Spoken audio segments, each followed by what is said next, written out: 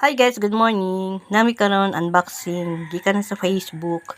Among order is Na-receive na mo ang parcel ang pangalan ni is kining Tres Picos Tres Picos unsa ni siya kanang pendant. mga anting-anting. Niya worth na siya og 450. Sa Facebook ra mo na siya gi order. So amo unboxing kay basig ano sa isod ani basig pindan training ako di 3 picos abli gamay ra kay siya. Ano sa likod na ay Siya mga pag-ampo. deliver na rider. Basahin kami legit seller at nakamonitor 24/7 sa parcel na ito. Meron ano pa sila.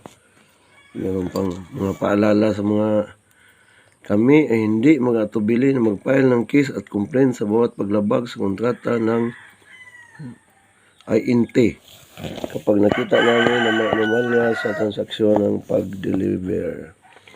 Si customer lamang ang pwedeng mag-cancel o reject in person. Anumang proof na wala na via text or call ay agad namin itong isasampa na reklamo. Hindi din pwede na kamag-anak o sino-sino lang ang magka-cancel ng order ng customer. Dapat ay si customer mismo in person.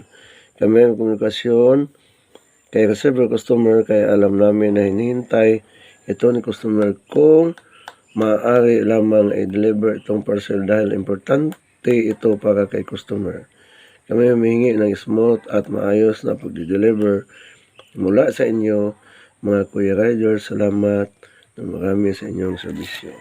Yan, mga paalala nila nandyan nakalagdikit sa likod. At tingnan natin kung ang laman talaga nito ay tama yung in-order ko. Or ito ba talaga yung in-order ko. Kasi yung parcel na natanggap namin kahapon na isang set ng anong tawag doon? Jewelry. Passion jewelry.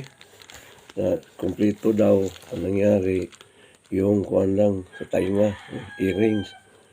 Nawala yung kwintas at saka pusiras. Bracelet. Pusiras. So, matatawag natin na scam yun. Kasi, hindi nagtugma yung items na kung ano yung sa order na sinabi naman nila. Dili ra. I-deliver. Asa man dai wa man lagi ni sud. Ito na. Unboxing. Dito tayo. Hindi natin bubuntingin. Kundi talagang pupunitin lang natin. Dili ra magkuan Dito yung bibig ng parcel. Palusod. Huwag kang magkuhan dyan kasi hindi tama yan dyan mo tanggalin. Kasi baka mamaya